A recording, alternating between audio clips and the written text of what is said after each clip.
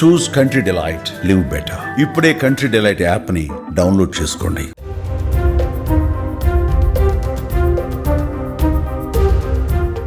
భారత్ పాకిస్తాన్ మధ్య ఉద్రిక్తతల నేపథ్యంలో తాజాగా మరో కీలక పరిణామం చోటు చేసుకుంది.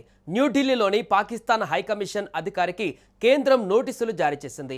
వెంటనే దేశం విడిచి వెళ్లిపోవాలని ఆదేశించింది. దౌత్యపరంగా ఉన్న విషయాలలో అతను కలగజేసుకోవడంతో ఆగ్రహం వ్యక్తం చేసింది. ఆ అధికారి భారత సైన్యానికి సంబంధించిన కదలికలను లీక్ చేసినట్టుగా తెలుస్తోంది. దీనికి సంబంధించి ఆన్లైన్లో అనుమానిత ట్రాన్సాక్షన్స్ గుర్తించారు. ఈ క్రమంలోనే కేంద్రం ఆ అధికారిని ఆమోదింపని వ్యక్తిగా ప్రకటించింది. 24 గంటల్లోగా దేశం విడిచి వెళ్లిపోవాలని ఆదేశించింది.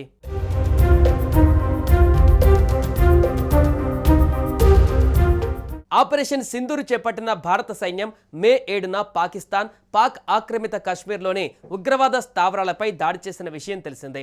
పాకిస్తాన్ హైకమిషన్లో విధులు నిర్వహిస్తున్న ఒక అధికారి తన అధికార హోదాకు అనుగుణంగా లేని చర్యలలో పాల్గొన్నందున భారత ప్రభుత్వం అతన్ని అవాంఛిత వ్యక్తిగా ప్రకటించింది అని తెలిపింది.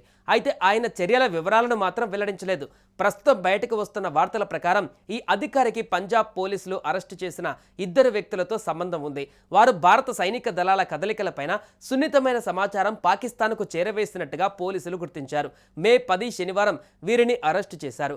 మే 7న ప్రారంభమైన సైనిక చర్య వైమానిక దాడులతో పాటు సరిహద్దులలో బలగాల సమీకరణ నేపథ్యంలో దీనికి ప్రాధాన్యత ఏర్పడింది.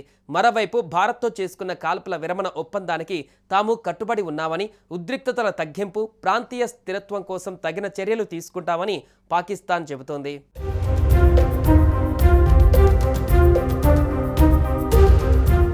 ఇదిలా ఉంటే ఓ పాకిస్తాన్ దౌత్యాధికారి హనీ ట్రాప్ వివాదంలో చిక్కుకున్నారు. బంగ్లాదేశ్లో పాకిస్తాన్ తరపున హైకమిషనర్గా విధులు నిర్వహిస్తున్న సయ్యద్ అహ్మద్ మరూఫ్ అనే వ్యక్తి ఓ బంగ్లాదేశీ యువతితో కలిసి ఉన్న ఫోటోలు సోషల్ మీడియా ద్వారా బయటకు వచ్చాయి. అంతేకాకుండా ఆ యువతితో ఆయన తీసుకున్న అసభ్యకరమైన వీడియోలు, ఫోటోలు సోషల్ మీడియాలో తెగ వైరల్ అవుతున్నాయి. ఈ నేపథ్యంలో పాకిస్తాన్ విదేశాంగ శాఖ అప్రమత్తమై మారూఫ్ పై చర్యలు తీసుకుంది. ఆయనను సెలవు పైన పంపించిందని సమాచారం. ఈ ఘటన పైన స్థానిక పత్రికలలో పెద్ద ఎత్తున వార్తలు వస్తున్నాయి. అయితే అధికార వర్గాలు మాత్రం మారూఫ్ సెలవులలో ఉన్నారని మాత్రమే స్పష్టం చేశాయి. ఆయన ఎంతకాలం సెలవులలో ఉంటారన్న దానిపైన మాత్రం స్పష్టత ఇవ్వలేదు. దీనిపై ఇప్పటి వరకు పాకిస్తాన్ విదేశాంగ శాఖ ఎటువంటి అధికారిక ప్రకటన విడుదల చేయలేదు. ఇదిలా ఉండగా ఢాకాలోని పాకిస్తాన్ డిప్యూటీ కమిషనర్ మహమ్మద్ ఆసిఫ్ తాత్కాలిక హైకమిషనర్గా బాధ్యతలు స్వీకరించారు. ఇదే టైంలో మారూఫ్కు సంబంధించిన మరిన్ని వీడియోలు సోషల్ మీడియాలో ప్రత్యక్షమవుతున్నాయి. అందులో ఆయన ఓ బంగ్లాదేశీ యువతితో సన్నిహితంగా ఉన్న వీడియోలు ఉన్నాయి.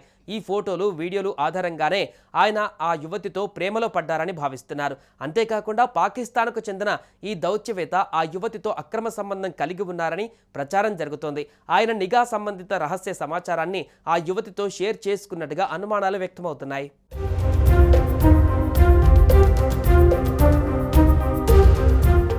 సుమన్ టీవీలో మీ పర్సనల్ అండ్ బిజినెస్ ప్రమోషన్స్ కోసం కింది నెంబర్కి కాంటాక్ట్ చేయండి.